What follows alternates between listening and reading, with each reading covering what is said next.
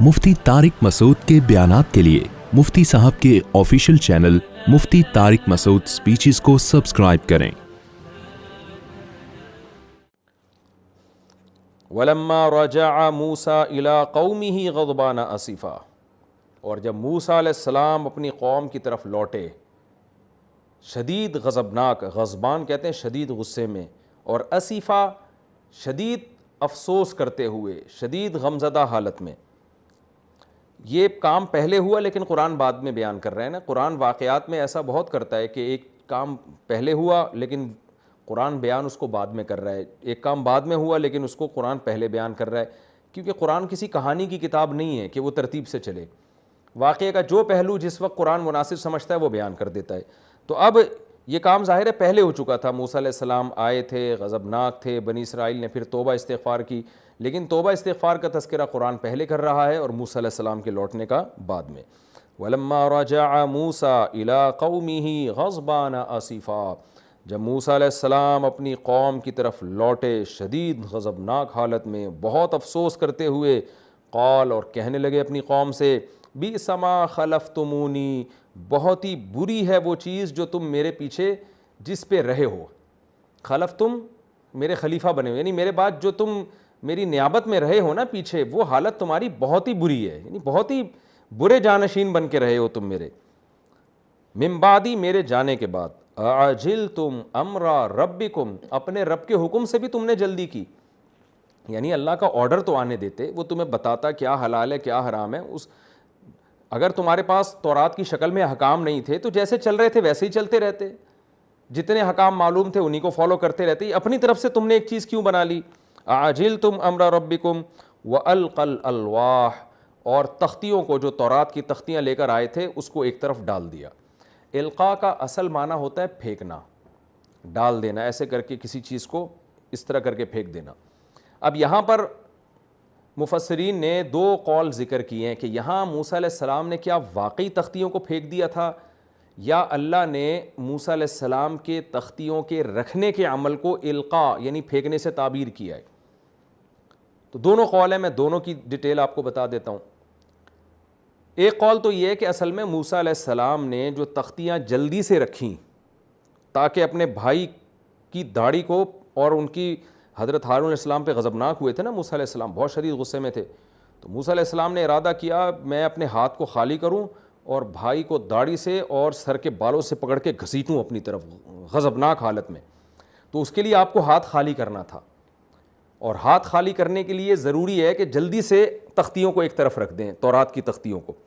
और मूसा अलैहिस्सलाम थे भी बड़े जलाली, तो इतनी जल्दी से मूसा अलैहिस्सलाम ने तख्तियाँ एक तरफ रखी ताकि मेरे हाथ खाली हों और मैं अपने भाई पे अपना गुस्सा जारी कर सकूं।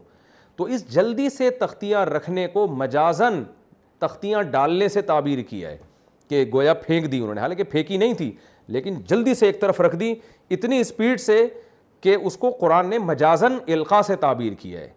इसकी मिसाल ऐसे है जैसे सूरह क़सस में अल्लाह ताला ने फरमाया कि हमने मूसा की माँ को वही की कि अनिक़ज़ी फ़ीही फ़ित ताबूत, कि मूसा अलैहिस्सलाम जो छोटे बच्चे हैं इनको ताबूत में रख दे, अलक़ीही फ़िल यम्मी, और इस ताबूत को दरिया में डाल दे। अब वहाँ भी देखें अल्फाज क्या है, इक़ज़ी फ़ीही, इक़ज़िफ़, क़ज़फ़ यक़ज़िफ़ु का माना होता है फेंकना।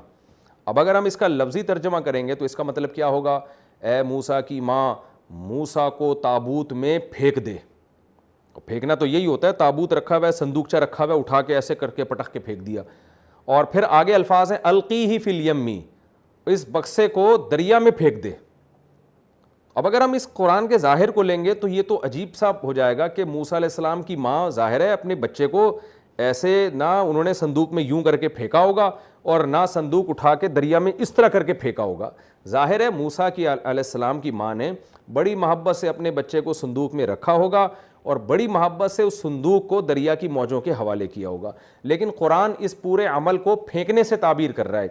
वजह क्या है, यहाँ भी मजाजन, इसलिए कि देखने वाला इस अमल को फेंकना ही समझेगा, क्योंकि बच्चे को संदूक में रखना और संदूक को दरिया की मौजों के हवाले करना, ये अमल बज़ाहिर ऐसा ही है जैसे गोया माँ अपनी जान छुड़ाने के लिए अपने बच्चे को अपने से दूर कर रही है और दरिया के में फेंक के आई है। वो कोई भी जब कोई अपने बच्चे को दरिया में डाल के आए تو لوگ اس کو پھینکنے سے ہی تعبیر کرتے ہیں، ابے یار یہ تو پھینک کے آ گیا. کہیں کچرا کنڈی میں آپ کوئی کچرا اگر رکھے بھی آئیں گے نا سلیقے سے، تو لوگ کیا کہیں گے؟ کچرا پھینک کے آ گیا. یہ وجہ اس کی ہے کہ وہ جگہ ایسی ہے کہ اس میں یہ لفظ استعمال نہیں ہوتا کہ رکھ کے آیا، اس کے لیے پھینکنے ہی کا لفظ استعمال ہوتا ہے، کیونکہ دیکھنے میں یہ عمل پھینکنا ہی لگ رہا ہوتا ہے.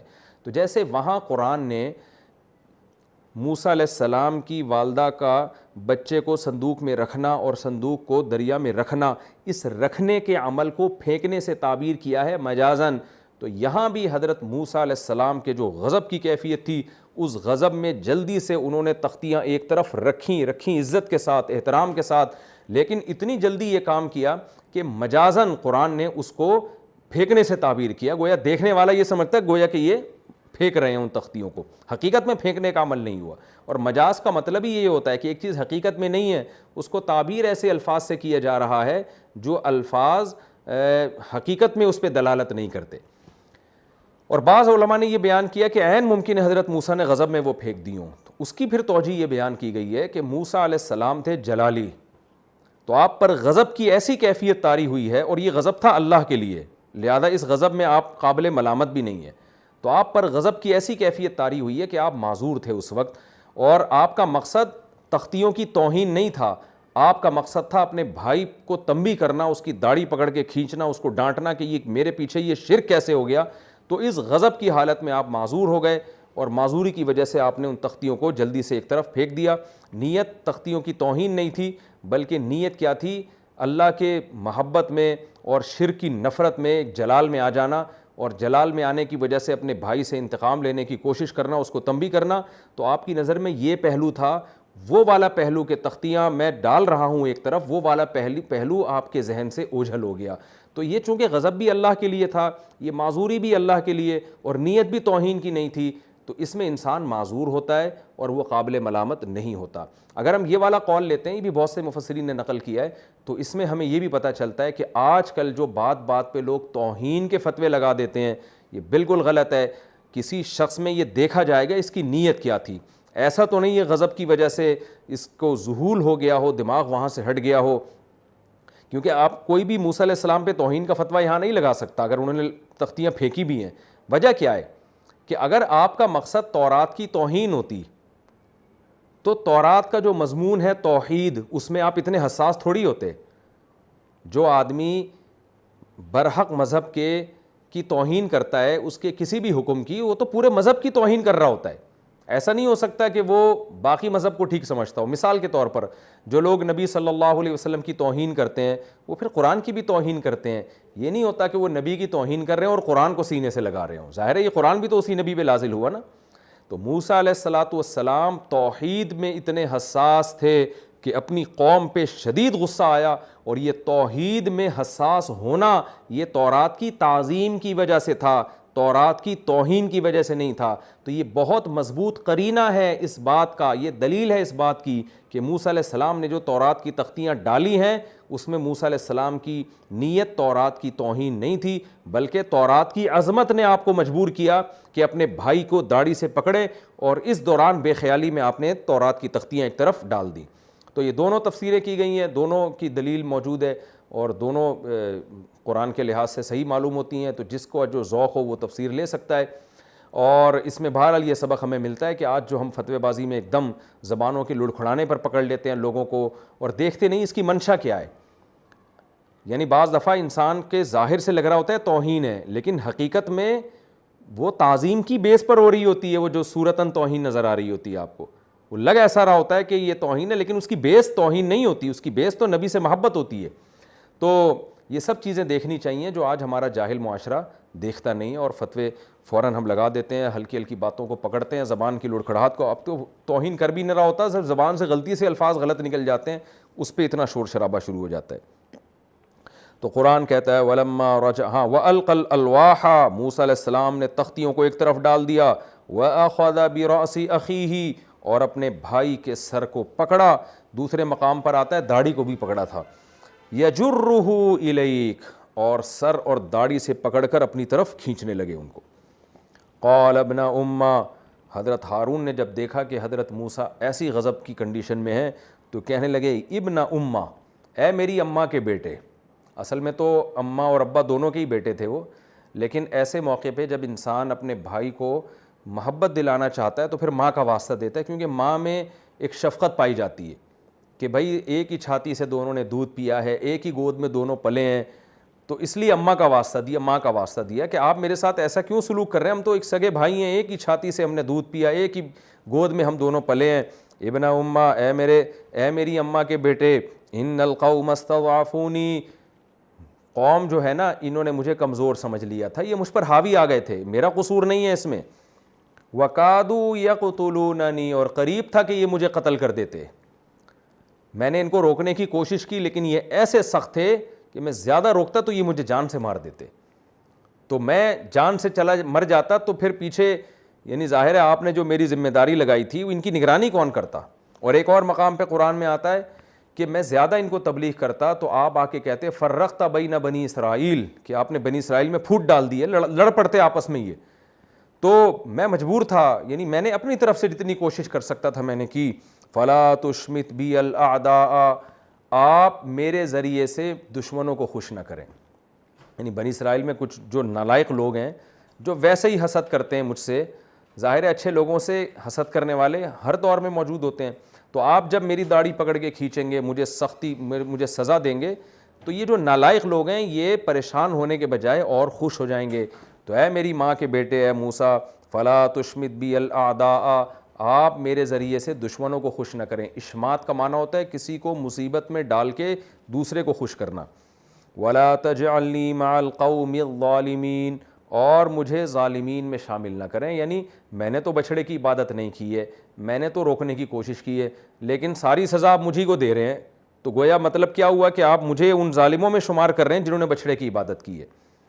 حضرت موسیٰ کو حضرت ہارون کی یہ بات سن کے تسلی ہوئی کہ بھئی اس میں ہارون کا قصور نہیں ہے، لہذا اللہ سے دعا مانگنے لگے، رب اغفر لی، اے میرے رب میری بھی مغفرت کر دے، ولی اخی، اور میرے بھائی کی بھی مغفرت کر دے۔ یعنی ہم سے کوتاہی ہوئی ہے، انبیاء کی یہ شان ہے کہ ان سے غلطی نہیں بھی ہوتی تو بھی وہ توبہ استغفار کرتے ہیں، وہ یہ سمجھتے ہیں کہ شاید ہماری تربیت میں کوئی کوتاہی ہے کہ یہ قوم بچھڑے کی عبادت کر رہی ہے، اس لیے اللہ سے دعا مانگنے لگے، اے اللہ میری بھی مغفرت کر دے، میرے بھائی کی بھی مغفرت کر دے، وَأَدْخِلْنَا فِي رَحْمَتِكَ، اور ہم دونوں کو اپنی رحمت میں داخل کر دے، وَأَنْتَ أَرْحَمُ الرَّاحِمِينَ، اور تو سب سے زیادہ رحم کرنے والا ہے۔ یہ رکوع بھی ہمارا تفسیر کے لحاظ سے کمپلیٹ ہوا، اس میں جو علمی نکات ملتے ہیں مختصراً بیان کر کے ہم آگے چلتے ہیں۔ پہلی بات تو وہی وَاتَّخَذَ قَوْمُ مُوسَىٰ مِن بَعْدِهِ مِنْ حُلِيِّهِمْ عِجْلًا جَسَدًا لَهُ خُوَارٌ، کہ جو قوم بت پرستوں میں رہی ہو نا اس کا مینٹل لیول پھر وہیں آ جاتا ہے۔ اس سے پتہ چلتا ہے ماحول انسان کو کتنا بگاڑتا ہے۔ جب علماء کہتے ہیں نا کہ اہل علم میں بیٹھا کرو، علماء صلحاء میں بیٹھا کرو، اچھے لوگوں میں بیٹھا کرو، لوگ ان باتوں کا مذاق اڑاتے ہیں کہ بھئی خود اچھا بنو تو اچھے میں بیٹھو یا برے میں بیٹھو، اس کی کیا ضرورت ہے، انسان کو بس خود صحیح ہونا چاہیے۔ خود صحیح جبھی ہوگا جب اچھے لوگوں میں بیٹھے گا۔ بنی اسرائیل نے اتنا عرصہ بت پرستوں میں زندگی گزاری، کیسے پیارے پیغمبر ملے ان کو، لیکن وہی کہ جسے کہتے ہیں نا کہ وہی ایک ہی اس پہ ذرا سا موقع ملا شرک کا تو فوراً شرک کے اندر مبتلا ہو گئے۔ تو اس لیے اس میں ہمیں ماحول کی اہمیت کا پتہ چلتا ہے کہ اچھے لوگوں میں آپ رہیں گے تو اچھائی آپ کی نیچر کا حصہ بن جائے گی، برے لوگوں میں رہیں گے برائی آپ کی نیچر کا حصہ بن جائے گی۔ ایک سبق کی بات تو یہ پتہ چلی۔ ایک اور بات ہمیں یہ پتہ چلی کہ ہر وہ کام جو محیر العقول ہو، جو عجیب سا ہو، اسے دیکھ کے متاثر نہیں ہونا چاہیے۔ جیسے بنی اسرائیل نے دیکھا یہ بچھڑا ہے اور بھیں بھیں آواز بھی نکال رہا ہے، تو اب اس کی کوئی سائنٹیفک لاجک تو بنتی نہیں ہے، تو اب کیا اس نے دعویٰ کر دیا سامری نے یہ خدا ہے، یہ معبود ہے، دیکھو ورنہ سونے کا بنا ہوا بچھڑا آواز کہاں سے نکالتا ہے۔ تو بنی اسرائیل کو چاہیے تھا یہ سوچتے بھائی کوئی وجہ ہوگی جو ہماری سمجھ سے بالاتر ہے، لیکن یہ خدا نہیں ہو سکتا۔ خدا ہوتا تو یہ بات چیت کرتا، یہ اس نے کائنات کو، یہ ہمارے ہاتھوں سے تھوڑی بنتا، اگر یہ خدا ہوتا ہم نے تھوڑی بنایا ہوتا اس کو۔ اتنی بڑی بڑی چیزیں نہیں دیکھ رہے، یہ دیکھ رہے ہیں کہ یہ بات کیوں کر رہا ہے، یہ آواز کہاں سے آ رہی ہے۔ پھر اس میں آج بھی یہی حال ہے مشرکوں کا، کسی بابے کے پاس گئے کوئی کام ہو گیا تو اس سے عقیدت شروع کر دیتے ہیں، دیکھو میں اس کے پاس گیا تھا اور اس نے میرا یہ کام بنا دیا۔ بھائی وہ کام جو آپ کا ہو گیا اس کی کوئی لاجک تلاش کر لو، لاجک نہیں آتی تو بول دو یار ہمیں نہیں پتہ کیسے ہو گیا، لیکن یہ بابا نہیں کر سکتا۔ کیوں؟ اگر یہ کر سکتا ہوتا اس کو تو کبھی کوئی پریشانی لاحق نہ ہوتی، اسے تو کبھی کوئی غم نہ ہوتا, اس کے تو سارے مسئلے پورے ہو رہے ہوتے. اگر اس کے پاس غیب کا علم ہوتا یا یہ اسباب سے ہٹ کر لوگوں کے کام بنانے کی طاقت ہوتی تو یہ خود ایسا کیسے ہوتا. اس کی مثال اور آسان میں دیتا ہوں. قرآن مجید میں حضرت عیسیٰ اور حضرت مریم کا تذکرہ ہے. عیسائیوں نے دیکھا حضرت عیسیٰ علیہ السلام مردے کو کہتے ہیں قم بِإِذْنِ اللہ, اللہ کے حکم سے کھڑا ہو جا, مردہ زندہ ہو کے کھڑا ہو جاتا تھا. نابینا کے آنکھوں پہ ہاتھ رکھا, اس کی بینائی لوٹ آئی, اور بغیر باپ کے اللہ نے پیدا کر دیا. تو عیسائیوں نے دیکھا یار یہ کام تو انسان کر نہیں سکتا, لہذا حضرت عیسیٰ کو خدا بنا لیا. قرآن کیا کہتا ہے؟ بھائی یہ معجزے تمہیں نظر آ رہے ہیں لیکن ان کی محتاجی تمہیں نظر نہیں آتی. کانا یاکلان الطعام, عیسیٰ اور اس کی ماں مریم دونوں کھانا کھایا کرتے تھے. جو آدمی کھانے پینے کا محتاج ہوتا ہے وہ تمہاری بگڑی کیسے بنا سکتا ہے؟ تو مشرک کیا کر رہا ہوتا ہے؟ کچھ محیر العقول, کچھ عجیب سے کام دیکھ کے متاثر ہو رہا ہوتا ہے. یہ نہیں دیکھ رہا ہوتا کہ یہ جس کو میں سمجھ رہا ہوں کہ کوئی بہت بڑی چیز ہے, اس میں عیب کتنے زیادہ ہیں. تو اگر کسی کے ہاتھ میں آپ شعبدے دیکھیں, کسی روحانی عامل کے ہاتھ میں, کہ اس نے آپ کو بتا دیا آپ کے ہاتھ میں کون سی گھڑی ہے, آپ کی جیب میں کون سا موبائل ہے, ان چیزوں سے کبھی متاثر نہ ہو. سوچ لیا کریں یار کوئی وجہ ہوگی, کوئی کسی طرح سے اس نے پتہ چلا لیا ہوگا اور ہمیں نہیں پتہ کیسے پتہ چلایا. ہمیں پتہ ہوتا تو ہم وہیں اسی کی کرسی پہ نہ جا کے بیٹھے ہوتے. ہمیں نہیں پتہ کیسے, لیکن یہ ہے ہمارے جیسا لچڑ, ہے ہمارے جیسا معذور اور محتاج. یہ کچھ بھی نہیں کر سکتا ہوتا تو یہ ہمارا محتاج بن کے یہاں کیوں بیٹھا ہوتا. تو یہ بہت بڑی مسٹیک ہوتی ہے ہر مشرک سے اور ہر گمراہ آدمی سے. ہندوؤں میں کیا ہوتا ہے, اپنے پنڈتوں کو دیکھتے ہیں کچھ کرتب, وہ پنڈت لوگ کچھ دکھا رہے ہوتے ہیں, خط پڑھ کے جو ہے نا بغیر پڑھے بتا دیا کہ اس خط میں کیا لکھا ہوا ہے. اس طرح کی کچھ شعبدے دیکھتے ہیں اور پھر ان کی ہر بات پہ یقین کرنا شروع کر لیتے ہیں. بھائی کچھ شعبدے ہر آدمی کر سکتا ہے, کچھ میجک ہوتے ہیں, کچھ جادو ہوتے ہیں, تو ان کی بیس پہ کبھی بھی کسی سے متاثر نہیں ہونا چاہیے. بول دینا چاہیے یار یہ شعبدہ اس نے دکھایا, میں نہیں پتہ کیسے دکھایا, لیکن یہ ہے, یہ لچڑ ہے, یہ محتاج, یہ کچھ بھی نہیں کر سکتا. تو جس کے پاس اپنے دعوے کی دلیل ہوگی اس کے دعوے کو ہم مانیں گے, جس کے پاس دلیل نہیں ہے اس کے دعوے کو ہم شعبدے دیکھ کے کبھی نہیں مانیں گے. یہ خوب سمجھ لینا چاہیے. تو یہاں بھی اللہ نے یہ کہا نا, یہ دیکھ رہے ہیں اس میں آواز آ رہی ہے, یہ نہیں دیکھ رہے کہ یہ تم نے اپنے ہاتھوں سے بنایا, نہ یہ تم سے بات چیت کرتا ہے, نہ تمہیں سیدھا راستہ دکھاتا ہے, یہ کسی کام کا معبود نہیں ہے. تو آج ہندو بھی یہی کر رہے ہوتے ہیں بھگوانوں کے ساتھ, کہ اس کے دیکھ رہے ہیں ہوا میں اڑ رہا ہے, یہ کر رہا ہے, وہ کر رہا ہے, شعبدے دیکھ رہے ہوتے ہیں, اس میں جو عیب لگے ہوئے ہیں وہ نہیں دیکھ رہے ہوتے. آگے جو قرآن میں آتا ہے کہ بنی اسرائیل کو ندامت ہو گئی, اس سے ہمیں ایمان کی اہمیت کا پتہ چلتا ہے کہ دیکھیں کافر جتنا بڑا جرم کرے اکثر اس کو ندامت نہیں ہوتی. بنی اسرائیل جیسے بھی تھے, کتنا بڑا جرم کیا کہ موسیٰ کلیم اللہ موجود ہیں, ہارون علیہ السلام موجود ہیں, اور بچھڑے کو خدا بنا کے اس کو پوجنا شروع کر دیا. کتنا بڑا جرم ہے, لیکن ندامت کا احساس ہوا, ایمان تھا, توبہ استغفار کی, اور قرآن کہتا ہے ہم نے ان کے اس جرم کو معاف کر دیا. یہ پیکج اللہ نے اہل ایمان کو دیا, جس کو توبہ کا پیکج کہا جاتا ہے, کہ آپ سے کتنا ہی بڑا جرم ہو جائے, اگر آپ توبہ استغفار کر لیتے ہیں اللہ اس جرم کو معاف کر دیتا ہے. تو یہ اہل ایمان کی بھی فضیلت اس سے پتہ چلتی ہے, اور توبہ کی بھی فضیلت ہمیں اس سے پتہ چلتی ہے. موسیٰ علیہ السلام جو غضبناک ہو کے لوٹے, اس میں بھی ہمیں عبرت کی بات پتہ چلتی. آج بہت سے لوگ غصے کو بالکل ہی ناجائز سمجھ بیٹھے ہیں. کبھی کسی دیندار آدمی کو غصہ آ جائے نا کسی بات پہ, لوگ کہتے ہیں یہ دیکھو ممبر پہ بیٹھ کے کیسے اخلاق کی تعلیم کر رہا ہوتا ہے, اور یہاں دیکھو کیسے غصہ دکھا رہا ہے. تو بھائی غصے کا آنا ایک نیچرل ہے. ہاں بلا وجہ غصہ آنا, چھوٹی چھوٹی باتوں پہ غصہ آنا, یہ انسان کے گدھے ہونے کی علامت ہے, یہ پاگل ہونے کی علامت ہے. لیکن معقول بات ہو اس پہ غصہ آنا, یہ انسان کے نارمل ہونے کی علامت ہے. موسیٰ علیہ السلام کو کتنا غصہ آیا, اور آنا بھی چاہیے تھا, یہ نیچرل تھا ان کا غصہ. اور بلکہ بعض دفعہ تو غصہ آنا آپ کے ایماندار ہونے کی علامت ہوتی ہے. موسیٰ علیہ السلام میں دینی غیرت تھی, دینی حمیت تھی, کہ اللہ نے میری قوم پر کتنے احسانات کیے اور یہ کیا کر رہے ہیں, تو اللہ کے لیے غصہ. جیسے حدیث میں آتا ہے نا, الحب فی اللہ والبغض فی اللہ, اللہ کے لیے محبت اور نفرت بھی اللہ کے لیے. آج لوگ ایک پہلو تو لیتے ہیں کہ اللہ کے لیے محبت ہونی چاہیے, نا نا نا نا, آپ کی اللہ سے محبت اس وقت تک کامل نہیں ہوگی جب تک محبت اللہ کے لیے کے ساتھ ساتھ نفرت بھی اللہ کے لیے نہ ہو. تو جو لوگ اللہ کے دشمن ہیں اور اسلام کو نقصان پہنچانے کی کوشش میں لگے ہوئے ہیں تو ان سے نفرت کرنے کا حکم ہے ہمیں. لوگ کہتے ہیں نا قادیانیوں کے ساتھ ہم اچھا طرح ملیں گے. بھائی قادیانی آج اپنے آپ کو مسلمان کہنا چھوڑ دیں, غیر مسلم مان لیں اپنے آپ کو, تو ٹھیک ہے, وہ قادیانی بھی ہمارے بھائی ہیں جیسے بہت سارے غیر مسلم ہیں, لیکن ان کا جرم کیا ہے؟ کفر کو اسلام سے تعبیر کرتے ہیں نبی صلی اللہ علیہ وسلم کی نبوت میں ڈاکہ ڈال کے. یہ ایک ایسا جرم ہے جس کی بیس پر غیرت اور حمیت کا تقاضا یہ ہے کہ آپ ان کو گلے نہ لگائیں, آپ حتی الامکان ان سے معاملات سے بچیں تاکہ اسلام اور قادیانیت آپس میں خلط ملط نہ ہو جائے. تو دوسرے غیر مسلموں کا معاملہ تو قرآن نے بیان کر دیا کہ جتنے بھی غیر مسلم ہیں جو تم سے لڑتے نہیں ہیں ان کے ساتھ اچھا سلوک کرو. لیکن قادیانیت کا مسئلہ کیا؟ اگر مسلمانوں کا قادیانیوں سے اختلاط شروع ہو جائے, قادیانی ہماری مسجدوں میں آ کے نماز پڑھنا شروع کر دیں, تو لوگ اس مسئلے کو ہلکا مسئلہ سمجھیں گے. لوگ کہیں گے اسلام کے دو فرقے ہیں, ایک کہتا ہے کہ محمد صلی اللہ علیہ وسلم آخری نبی ہیں, دوسرا کہتا ہے نہیں جی مرزا غلام احمد لعنت اللہ وہ نبی ہے. تو یہ ہلکا سا اختلاف ہے. تو یہ بہت یعنی اسلام کی دراڑیں ہل جائیں گی, اس سے پیغمبر صلی اللہ علیہ وسلم کے غضب کو دعوت دینے والی بات ہے. اس لیے جہاں اللہ کے لیے محبت کا حکم ہے وہیں ہماری نفرت بھی اللہ کے لیے ہونی چاہیے. تو جہاں اللہ کے لیے ہمیں مٹھاس دکھانے کا حکم ہے وہیں غضب بھی اللہ کے لیے ہونا چاہیے. تو موسیٰ علیہ الصلاۃ والسلام کا جو غضب تھا یہ قابل تعریف تھا. اور ایک علمی نقطے کی بات جو میں نے تفسیر کے دوران بتائی, موسیٰ علیہ السلام کا جو تختیوں کو ایک طرف ڈال دینا غضب کی بیس پر, اگر ہم دوسرا قول لے لیتے ہیں کہ یہ واقعی ڈالنے کا عمل تھا, تو اس میں بھی علمی نقطے کی بات ہے کہ کسی پر فوراً آپ توہین کا فتویٰ نہیں لگا سکتے. اور آخری جو پوائنٹ کی بات ہے, رب اغفر لی ولی اخی وادخلنا فی رحمتک. موسیٰ علیہ السلام کیسی دعائیں مانگ رہے ہیں, اللہ میری مغفرت کر دے, میرے بھائی کی بھی, اور ہمیں اپنی رحمت میں داخل کر لے.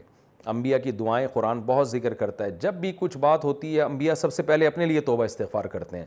آج ہماری عادت کیا ہے, ہم اپنے آپ کو تو فہرست سے نکال دیتے ہیں اور دوسروں کے پیچھے پڑے رہتے ہیں. تو یہ طرز دینداروں کا نہیں ہونا چاہیے.